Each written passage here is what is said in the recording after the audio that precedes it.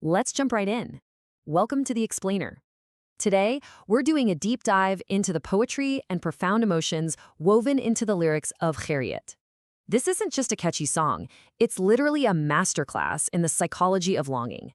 It paints this incredibly vivid portrait of what happens to the human mind and soul when you're separated from the person who keeps you grounded. So, we're going to dissect the anatomy of this heartbreak, layer by layer. Now, I want you to think for a second. Have you ever missed someone so intensely that time literally seemed to warp around you? Like your physical reality just completely detached from your emotional reality? Well, these iconic opening lines translate to, ask about my well-being sometimes, ask about my state. This is our hook. It invites us right into this deeply personal journey through the narrator's heartbreak. It sets up a plea that's way more than just saying hello. It's a desperate cry for profound emotional acknowledgement. Section 1. A passionate, emotional plea for connection. We're looking at the raw, unguarded desperation of a narrator reaching out across an absolute void. What's super fascinating here is this specific vocabulary. The word KHAIRIYAT is absolutely crucial. See, the narrator isn't just asking for a casual check-in. They aren't just saying, hey, ask about my KHAIRIYAT, which is basically your everyday how are you doing. Nope. They are begging their lover to ask about their kaifiyat. That means their deep, internal, emotional condition. It's this incredibly vulnerable plea for the other person to look way past the surface and acknowledge the silent suffering happening deep inside. And check out this stark contrast. On one side, we have the plea to look at my heart, and on the other, the rejection of asking my status or societal standing. The lyrics explicitly throw out the superficial stuff. To the diwana, the madman in love, wealth, status, the physical world, that means absolutely nothing. By saying, look at my heart, don't ask my status, the narrator is totally stripping away all the societal noise. It leaves only the pure, unadulterated emotional truth. At this point, literally, only the heart matters. Moving on to Section 2, the realization of time and distance. We shift from that internal plea to seeing how this intense longing violently distorts the narrator's perception of time and space. This line right here brilliantly captures that distortion. Without you, one day is like 100 years. That is some powerful hyperbole, right? But when we actually sit with the agony this represents, we realize it's all about relativity. Time doesn't just slow down, it turns into this unbearable weight. A single 24-hour rotation of the Earth genuinely feels like an entire century of isolation. If we map this out, you get a completely warped timeline. Just look at how the units of time totally blur together. We start with a literal one day, then drift into passing many seasons, and it all culminates in the crushing weight of 100 years. The mind completely loses its grip on objective reality. I mean, when your entire existence boils down to just waiting and heartbreak, standard measurements of time go out the window. You're no longer measuring hours, you're just measuring the duration of your pain. So how do you even survive that? Well, it comes down to a really fascinating psychological coping mechanism. The lyric says, whatever distances there are, they are temporary. The narrator is actively working to convince themselves that this unbearable physical separation is just a passing phase, a filhal. It's this desperate, clinging hope.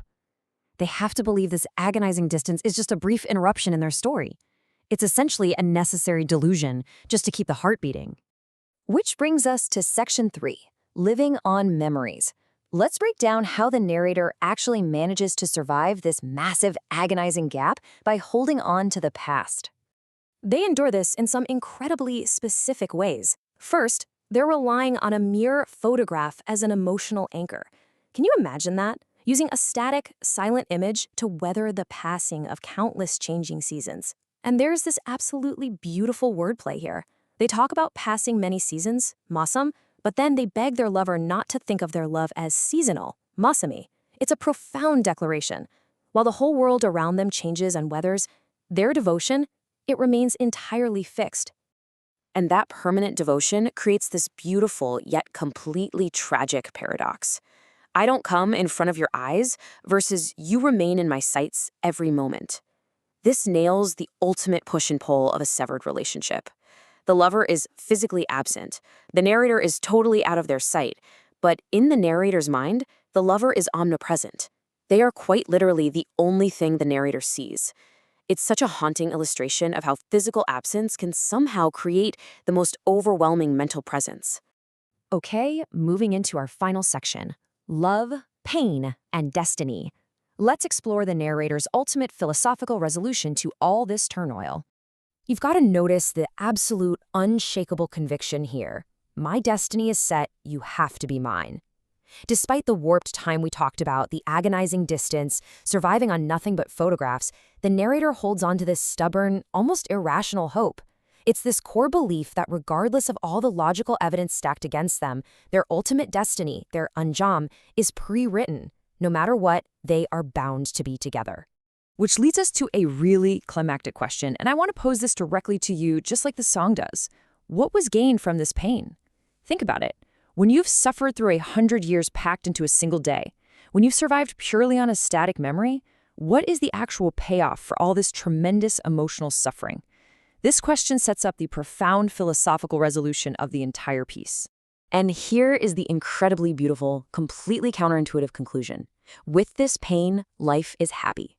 Or honestly, a better translation would be fulfilled. The realization here is just staggering. The pain of separation isn't treated as a sickness to be cured. No, it's actually a testament to the sheer depth of their love. The very ability to feel a longing this intense is what gives their life its ultimate meaning. The narrator is basically saying, I would way rather suffer the profound agony of missing you than live some numb, painless life having never loved you at all. The grief itself is the proof of the love. To wrap up our explainer today, I want to leave you with a final, provocative thought that loops us right back to where we started. What is the state of this madman without you? When we look back at this whole emotional roller coaster, the desperate plea, the distorted sense of time, surviving on memories, and finally accepting pain as a badge of honor, we really have to ask ourselves, is true, profound love ever actually complete without experiencing the agonizing poetry of longing? Maybe, just maybe, it's only in the empty space of separation that we can truly measure the real dimensions of our love. Thanks for joining me on this deep dive, and keep seeking the meaning behind the words.